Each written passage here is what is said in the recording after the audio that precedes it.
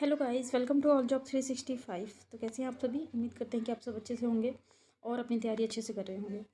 तो अभी assistant professor के लिए वैकेंसी रिलीज़ हुई है। बिल्कुल फ्रेश नोटिफिकेशन है और परमानेंट रेगुलर पोस्ट है, मतलब गवर्नमेंट जॉब है। इसके साथ ही इसमें सब्जेक्ट वगैरह क्या है आगे देखेंगे। सैलरी की बात करें तो आपका यहाँ पे 80,000 के करीब आपका सैलरी जो है बनने वाला है, क्योंकि रेगुलर पोस्ट है तो सैलरी अच्छी होती है, बहुत सारे अलावेंसेज इसमें जोड़े जाते हैं। तो इसीलिए जो सैलरी है आपका ये यहाँ पे अच्छा होता है। यहाँ पे सिर्फ बेसिक सैलरी ही 57,700 रुपये है। तो इसमें जो भी अलावेंस वगैरह जुड़ता है तो यहाँ पे आपका 80,000 के करीब तो सैलरी होगा ही, ठीक है।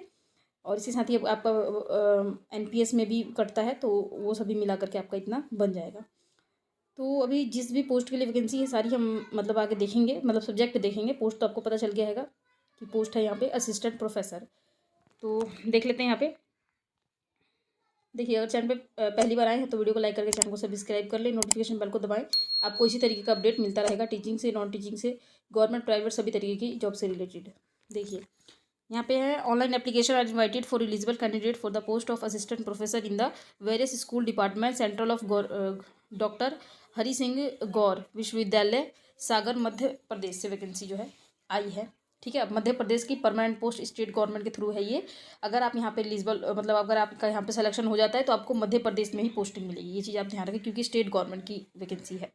Eligible candidate should fill in online application for through CU Chayan portal. तो यहाँ पे इस वाले पोर्टल पे जाकर के आपको एप्लीकेशन करना पड़ेगा, ये हम लास्ट में देखेंगे। स्टार्टिंग डेट देख लेते हैं। एप्लीकेशन स्टार्ट हुआ है 21 फरवरी से और इसकी लास्ट डेट जो है वो 20 मार्च तक है, ठीक है। अभी बहुत टाइम बाकी है, आप चाहे तो आवेदन यहाँ पे कर सकते हैं। बहुत सारे पोस्ट यहाँ पे ऐसे भी है जिसमें बिना नेट बिना सेट के आप अप्लाई कर सकते हैं। तो आप वीडियो को लास्ट तक देखें तो आपको बीच में क्लियर हो जाएगा कि कौन से पोस्ट हैं ऐसे। अब यहाँ पे देखिए, last date of receiving of hard copy of application. तो एप्लीकेशन की हार्ड कॉपी जो है रिसीव करने की लास्ट डेट आपका है 28 है। तो आगे हम देखेंगे कि ये किस तरीके से है।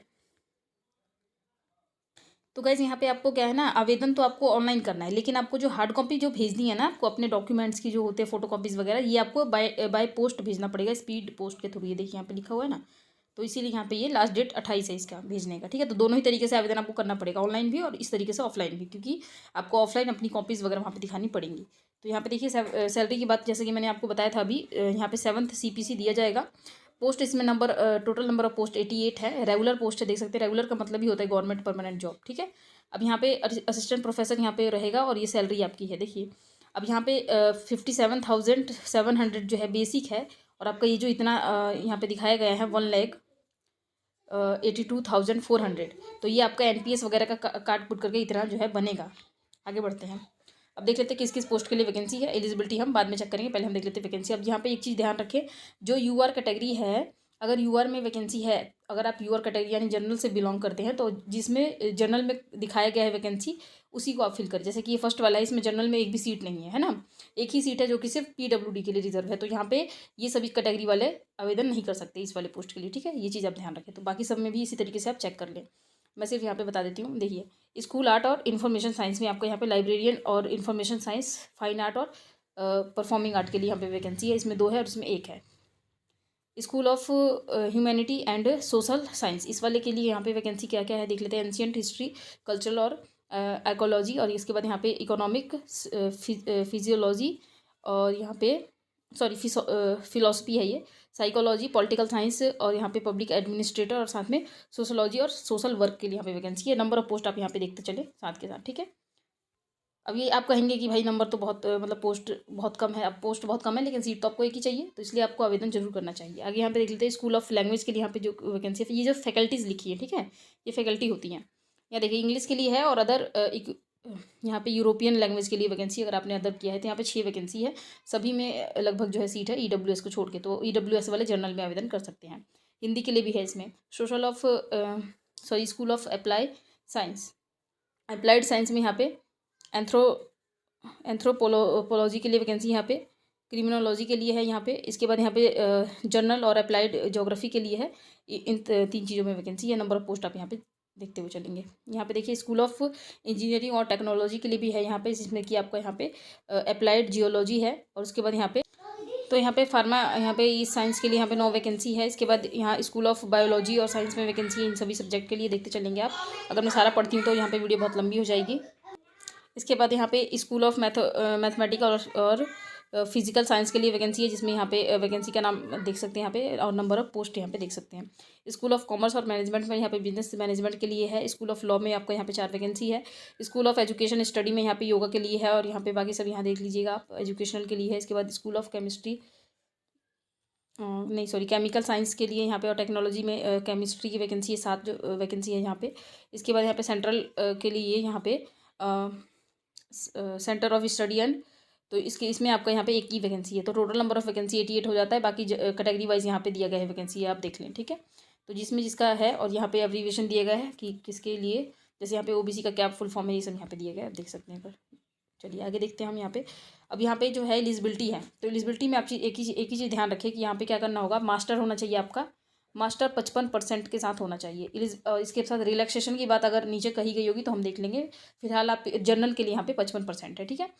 अब यहाँ पे इसके साथ ही आपका नेट क्वालिफाई होना चाहिए, ठीक है, नेट क्वालिफाई होना चाहिए, तो ये आवेदन कर सकते हैं किसमें, इन सभी पोस्ट में। यहाँ पे देखिए पोस्ट दिया गया है साथ में, ये सभी जो पोस्ट है, हिस्ट्री है, कल्चरल है, ये जितने भी पोस्ट यहाँ पे आपको दिख रहे हैं, इन सभी में आपका जो है क्या होना चाहिए, नेट क्वालिफाई इन सभी में किसी में भी होना चाहिए, तभी आप अप्लाई करें, ठीक है, मास्टर के साथ।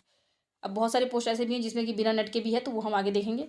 अब इसके साथ ही नेट के साथ अगर आपका पीएचडी है, तो पीएचडी अगर जिसका है तो उसको नेट नहीं भी होगा तो भी आपको यहाँ पे ले लिया जाएगा। ये चीज़ आप ध्यान रखें, इसमें दिया गया है कि अगर आपका पीएचडी नहीं है तो, और अगर पीएचडी नहीं है, अगर आपका नेट नहीं है और पीएचडी आपने किया है, तो आप यहाँ पे आपको जो है आवेदन आप कर सकते हैं। आगे बढ़ जाते हैं, सब में ऐसे ही एलिजिबिलिटी है लगभग, ठीक है। अब यहाँ पे पीएचडी के लिए भी कुछ यहाँ पे नॉर्म्स दिए गए हैं, उसको हम देख लेते हैं। यहाँ पे the PhD degree of the candidate has been awarded in the regular mode, आपने पीएचडी रेगुलर मोड से किया हो। The PhD thesis has been evaluate by at least 2 external examiners, 2 examiners के थ्रू आपका जो है पीएचडी कंडक्ट किया गया हो। इसके बाद an open PhD viva voce of the candidate has been conducted. इसके बाद the candidate has published 2 research paper from the, आपने जो है कुछ मतलब कि अगर जैसे एज अ पीएचडी जो होता है वो रिसोर्स करता है, रिसोर्स करने वाला जो पर्सन होता है वो क्या करता है, कुछ ना कुछ पब्लिश करता है। तो आपके थ्रू जो है यहाँ पे 2 जो है यहाँ पे पब्लिश होने चाहिए, 2 पेपर किसी भी उसमें पब्लिश किया हो आपने। तो इस तरीके से यहाँ पे क्राइटेरियाज है, अगर आप यहाँ पे पीएचडी किए होंगे तो सब आपको पता होगा। आगे बढ़ जाते हैं, यहाँ पे फाइन आर्ट के लिए और परफॉर्मिंग आर्ट के लिए कोई अगर आप आवेदन करना चाह रहे हैं तो इसमें भी आपका वही है, नेट होना चाहिए और आपका मास्टर होना चाहिए, ठीक है, 55% के साथ, ये भी ध्यान रखिए। और बाकी सब पीएचडी के जो नॉर्म्स है वो सारे सेम है। पीएचडी भी इसमें भी अगर आपका पीएचडी है तो नेट नहीं लगेगा, ये चीज़ आप ध्यान रखें। आगे बढ़ते हैं, इसमें जो है आपका अब बेसिक डिग्री इन फार्मेसी, फार्मे वाले में बेसिक डिग्री आपका फार्मेसी में आपने किया हो। इसके बाद यहाँ पे फर्स्ट क्लास मास्टर डिग्री आपके पास होनी चाहिए फर्स्ट क्लास के साथ, और इसमें आपका नेट नहीं मांगा गया है, ठीक है। तो इसमें अगर आप आवेदन करना चाहते हैं तो बिना नेट के भी कर सकते हैं। सिर्फ आपका क्या चाहिए, यहाँ पे फार्मेसी आपने किया हो, बी फार्मा किया हो, है ना, और साथ में मास्टर डिग्री आपका 60% से ऊपर हो, मतलब कि मास्टर डिग्री फर्स्ट डिवीजन के साथ किया हो आपने, तो अप्लाई कर सकते हैं। इसके बाद ये जो डिजायरेबल होता है, अगर डिजायरेबल होता है तो है तो भी ठीक है, नहीं होगा तो भी चलेगा, ठीक है, आप आवेदन कर सकते हैं।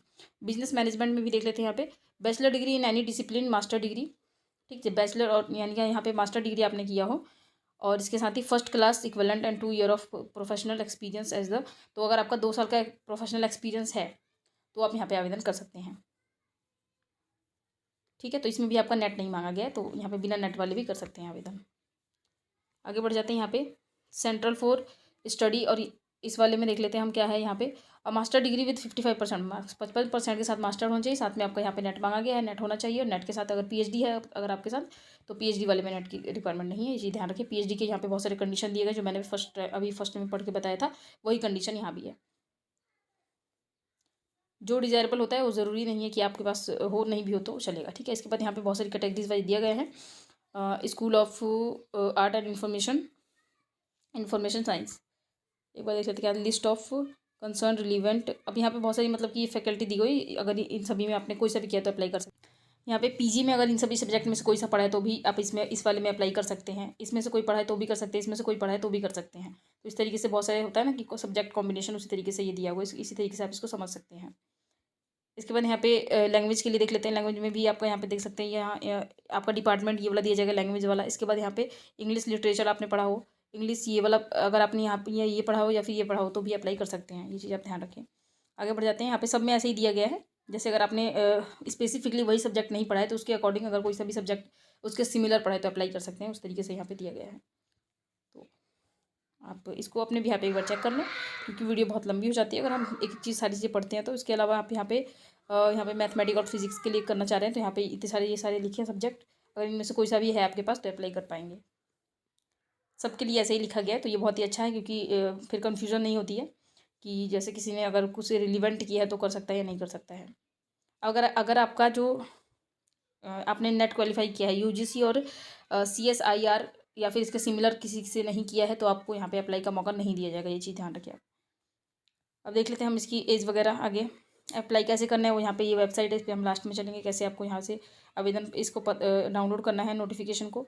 यहाँ पे फ़ीस की बात करें तो 1,000 रुपये फ़ीस लगेगा जनरल, OBC और EWS का। इसके बाद SC ST और PWD और वुमेंस के लिए यहाँ पे 500 रुपये फ़ीस है। ठीक है, बहुत ही ज़्यादा फ़ीस है, लेकिन क्या कर सकते हैं, स्टिल अब फीस ज़्यादा है तो पता नहीं ये लोग इतनी ज़्यादा फ़ीस क्यों रखते हैं। चलिए आगे कोई इन्फॉर्मेशन एज वगैरह दिया होगा। अच्छा इसमें एज, हाँ एज रहता है, देख लेते हैं हम। स्पीड पोस्ट के थ्रू जो आपको भेजना है तो इस वाले एड्रेस पे भेजना है, देख सकते हैं इस तरीके से, बिल्कुल ऐसे ही ये फॉर्मेट ही निकलवा लीजिएगा। इसी फॉर्मेट को आपको अपने उस स्लिप पे लिखना पड़ेगा जिस स्लिप में आप भेजेंगे। ठीक है, तो इसका स्क्रीनशॉट ले लें। तो यहाँ पे रिलैक्सेशन दिया गया, देख सकते हैं यहाँ पे मिनिमम ऑफ 55% मार्क्स, 5% का यहाँ पे रिलैक्सेशन है आपको जो रिजर्व कैटेगरी से है। यहाँ पे देखिए relaxation of 5% shall be allowed at the bachelor as well as at the master level for the. तो यहाँ पे SC ST के लिए और OBC के लिए, OBC में भी वो जो नॉन क्रीमी लेयर से बिलोंग करते हैं, और यहाँ पे PWD, मतलब सभी के लिए कुल मिला के 5% का रिलैक्सेशन है। ठीक है, इसके बाद यहाँ पे रिलैक्सेशन ऑफ शेल बी, यहाँ पे PhD वालों के लिए भी यहाँ पे 5% का रिलैक्सेशन है। ठीक है, तो रिलैक्सेशन की बात ये हो गई। ऑनलाइन आपको करना होगा एप्लीकेशन, ये है इसका ऑफिशियल वेबसाइट। तो हम इसके वेबसाइट पे चलते हैं और मैं आपको बता देती हूँ कैसे इसको डाउनलोड करना है। अब इसमें एज की तो कहीं पे भी मेरे को नहीं मिला, एज का कुछ भी इसमें मतलब कि नहीं दिया है, तो अभी मैं फ़िलहाल आपको क्लियर नहीं कर रही हूँ, लेकिन अगर मुझे एज का पता चल जाता है तो मैं पिन कर दूँगी कमेंट में, तो आप उस पर चेकआउट कर पाएंगे। ठीक है, तो चलते हैं पहले इसकी वेबसाइट पर और देखते हैं कि कैसे आपको इसको डाउनलोड करना है। तो यहाँ से हम क्लिक कर लेंगे, यहीं से चलेंगे। तो गाइज ये है इसका ऑफिशियल वेबसाइट, तो यहाँ पे देख सकते हैं, लिंक आपको मिल जाएगा डिस्क्रिप्शन में।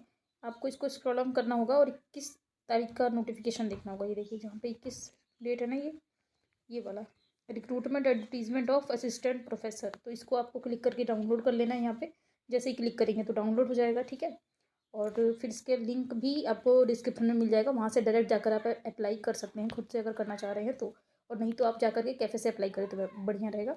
अगर आपको नहीं आता है तो, लेकिन अगर आता है तो आप खुद से कर सकते हैं। ठीक है, तो इन्फॉर्मेशन मैंने कवर कर दी है। अगर आपको कुछ पूछना हो तो मुझे कमेंट कर सकते हैं, कमेंट का रिप्लाई जरूर मिलेगा आपको। इसके अलावा चैनल पे पहली बार आए हैं तो वीडियो को लाइक करके चैनल को सब्सक्राइब कर लें, नोटिफिकेशन बेल को जरूर दबाएं। नोटिफिकेशन बेल दबाने से ये होता है कि आपको सभी लेटेस्ट वीडियो की अपडेट मिलती रहती है। तो चलिए मिलते हैं नेक्स्ट वीडियो में, तब तक के लिए जय श्री राधे।